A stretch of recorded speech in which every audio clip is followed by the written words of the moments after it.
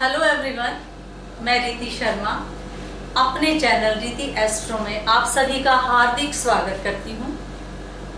और मैं इस वीडियो में आप सभी को ये बताना चाहती हूं कि मैं पिछले कई सालों से एस्ट्रोलॉजी के ज्ञान से जुड़ी हुई हूं और जो भी ज्ञान मैंने एस्ट्रोलॉजी का पाया है वो सभी आपके साथ बांटना चाहती हूँ। जैसा कि हम सभी ने सुना है कि ज्ञान तो बांटने से और भी अधिक बढ़ता है, तो बस सोचा कि इस ज्ञान को और बढ़ाते हैं, सभी को लाभ पहुंचाते हैं, सभी को इस अपॉर्चुनिटी को बांटते हैं। तो जैसा कि हम सभी जानते हैं कि एस्ट्रोलॉजी तो एक अथाह सागर है और बहुत से अनमोल रत्न उसमें छुपे हुए हैं। तो आइए आप सभी की पहचान उन अनमोल रत्नों से कराते हैं और एस्ट्रोलॉजी के ज्ञान को सीखने और सिखाने की इस सीरीज को आज से ही शुरू करते हैं। तो फ्रेंड्स, जैसा कि आप देख रहे हैं बोर्ड पे कि मैंने अपना फर्स्ट लेक्चर यहाँ एक कुंडली बनाई है, उसके 12 हाउसेस पे बेस्ड है कि हमारे नेटल चार्ट में 12 हाउसेस होते हैं। आप देखें कि नेटल चार्ट क्या है, तो आप अपने नॉर्थ इंडिया में जो भी कुंडली होगी, जिससे भी आप बनवाएंगे, कोई भी आप कुंडली लेंगे तो वो इसी तरह से बनी होगी 1 to 12। तो मैं आपको ये रफली बता देती हूँ, मैं फिर से बना के आपको दिखाती हूँ कि ये कैसे बनती है। बहुत मुश्किल नहीं है, बस एक बॉक्स बनाएंगे और बॉक्स बना के इस तरह से हम उसको बॉक्सेस में बांट देंगे। देन ये देखने वाली बात है, एक इम्पोर्टेंट थिंग यहाँ ये बनती है कि 1 to 12 जो हम हाउस देंगे इस कुंडली को, वो हमारे एंटी क्लॉकवाइज चलेंगे एवरी टाइम। 1 2 3 4 5 6 7 8 9 10 11 एंड 12। तो इस तरह से कुंडली तैयार हो गई। उसके 12 हाउसेस हमने देख लिए कि 1 to 12 हमने उनको किस तरह से बिठाया है, किस तरह से प्लेस्ड किया है।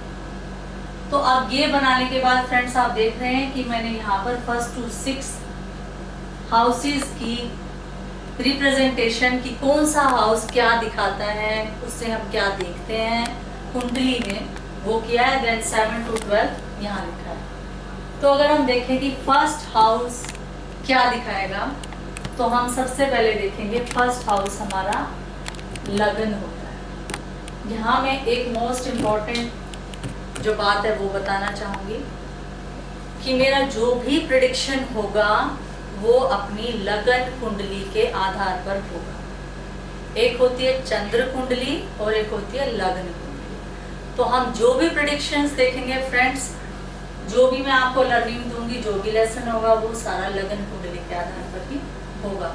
और हमारी कुंडली में फर्स्ट हाउस ही हमारा लगन होता है। तो आइए देखते हैं कि फर्स्ट हाउस से हम और क्या क्या देखते हैं। तो फर्स्ट हाउस से हम सबसे पहले देखेंगे अपनी बॉडी, अपना मानसिक शारीरिक संरचना। मानसिक मीन्स जो हेड है। ये मैंने यहाँ पर ना कुछ कीवर्ड्स दिए हैं आपको और मैं उन्हीं को और डिस्क्राइब कर रही हूँ कि भाई किस तरह से विस्तार में बता रही हूँ कि और क्या क्या हो सकता है फर्स्ट जो हाउस है उससे हम देखेंगे। तो बॉडी हो गई, माइंड, शेप, पर्सनैलिटी, बिहेवियर, यानी हमारा बिहेवियर कैसा है, हम दिखने में कैसे हैं, हमारी जो शारीरिक संरचना है वो किस प्रकार की है, मोटे हैं, छोटे हैं, लंबा होना, ये सब मैटर करता है फर्स्ट हाउस से देखा जाए। देन सेकंड हाउस बनेगा अब हमारा फाइनेंस के लिए, स्पीच के लिए, फैमिली के लिए, यानी धन, कुटुंब, वाणी। ये तीनों सेकंड हाउस इन तीनों को रिप्रेजेंट करेगा। यानी ये देखिए सीधी सी बात है, ये हमारा माइंड, फेस हमारा, हम खुद। देन सेकंड हाउस से हमारी वाणी, ये गला आ गया, और हमारा परिवार और हमारा धन संपत्ति जो भी है वो हम सेकंड हाउस से देखते हैं। नेक्स्ट है third house. Third house represent करता है यंगर ब्रदर एंड सिस्टर, यानी हमारे छोटे भाई बहन। Next hard work and short journeys, जो हमारी मेहनत है, जितनी भी हमारे जीवन में हम मेहनत करेंगे, और एक बात साहस, हमारी ब्रेवरी, हमारी बोल्डनेस, ये सब भी हम थर्ड हाउस से लिखेंगे। और फिर शॉर्ट जर्नीज, जो हम छोटी मोटी यात्राएं करते हैं, वो सभी थर्ड हाउस से लिखी जाती है। अब हम आते हैं फ्रेंड्स। तो फ्रेंड्स, जैसा आप देख रहे हो कि मैंने यहाँ बोर्ड पे ये चार्ट बनाया है।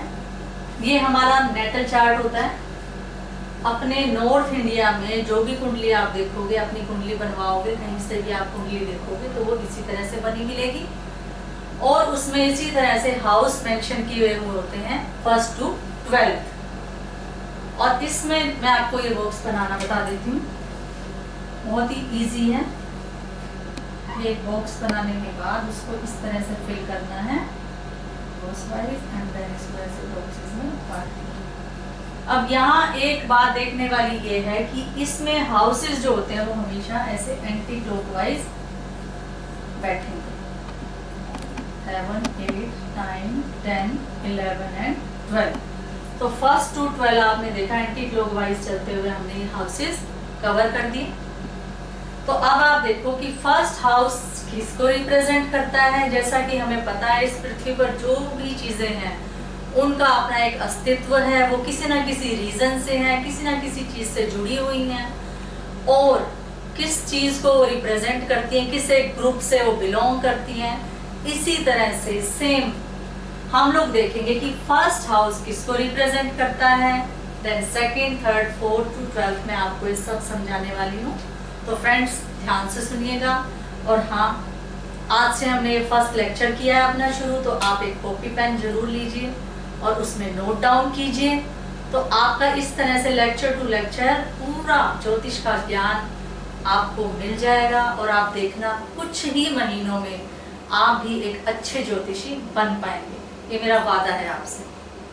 तो अब हम स्टार्ट करते हैं फ्रेंड्स। फर्स्ट हाउस हमारा रिप्रेजेंट करता है हमारे लग्न को। अब यहाँ एक बात और बताने वाली है कि मेरा जो भी प्रेडिक्शन होगा, जो भी मैं आपको लर्निंग दूंगी, जो भी लेक्चर्स होंगे, वो हमारे सभी लग्न के आधार पर होंगे, लग्न कुंडली के आधार पर होंगे। एक होती है चंद्र कुंडली और एक होती है लग्न कुंडली। तो हम जो भी लर्निंग लेंगे वो सभी लग्न कुंडली के आधार पर होंगे। तो आइए अपना फर्स्ट लेक्चर स्टार्ट करते हैं, 12 हाउसेस ऑफ कुंडली। तो अब फर्स्ट हाउस किसको रिप्रेजेंट करता है ये मैं आपको बताऊंगी। फर्स्ट हाउस रिप्रेजेंट करता है हमारी बॉडी को, हमारे बिहेवियर को, और हमारी शारीरिक मानसिक संरचना को, लग्न को, मस्तिष्क को, माइंड को। ये मैंने कुछ कीज वर्ड दिए हैं आपको, ये की हैं और मैं इनको ही आपको विस्तार में समझा रही हूँ। ये आप नोट करते चले जाइए, तो आपके नोट्स तैयार हो जाएंगे, और जब आप पढ़ेंगे तो आपको फिर से रिमेम्बर हो जाएगा। तो ये था हमारा फर्स्ट हाउस। ये रिप्रेजेंट करता है body, mind, shape, personality and behaviour. Now the second one is, वो किसे रिप्रेजेंट करेगा? Finance, family and speech. First हुआ हमारा माइंड, जो बिलोंग करता है head, forehead, then second is speech, यानी हमारा गला आ जाएगा, और फाइनेंस एंड फैमिली। अब आते हैं हम थर्ड हाउस में। थर्ड हाउस रिप्रेजेंट करता है यंगर ब्रदर सिस्टर्स, यानी हमारे छोटे भाई बहन, और हमारी बोल्डनेस, हमारा साहस, हमारा हार्ड वर्क, और स्मॉल जो छोटी मोटी जो हमारी यात्राएं हैं, शॉर्ट जर्नीज जिन्हें हम कहते हैं, वो सभी हम थर्ड हाउस से देखते हैं। तो यहाँ तक हुआ फ्रेंड्स, थर्ड हाउस तक हमने देखा कि किस किस को रिप्रेजेंट करता है कौन सा हाउस। नेक्स्ट आता है फोर्थ हाउस। फोर्थ हाउस से हम देखते हैं अपनी मदर को, मोम, माँ, जो हमारी लाइफ का एक बहुत बड़ा, सबसे बड़ा पार्ट है, माँ, वो देखी जाती है फोर्थ हाउस से।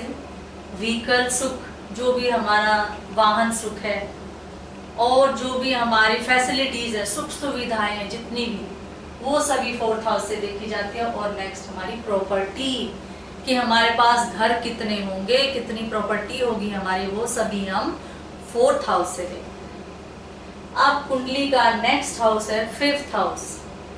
तो फ्रेंड्स 5th हाउस से हम देखते हैं संतान सुख, यानी हमारा बच्चा, ये हम खुद हैं। लगन, लगन से 5th हाउस में हमारा बच्चा, हमारी संतान। और हम इससे देखते हैं लव अफेयर। नेक्स्ट बनता है अनसर्टेन गेन, लॉटरी, सट्टा, जुआ, ये सभी 5th हाउस के अंतर्गत आते हैं, रिप्रेजेंट करता है 5th हाउस इन सभी को। अब नेक्स्ट आते हैं हम 6th हाउस पर।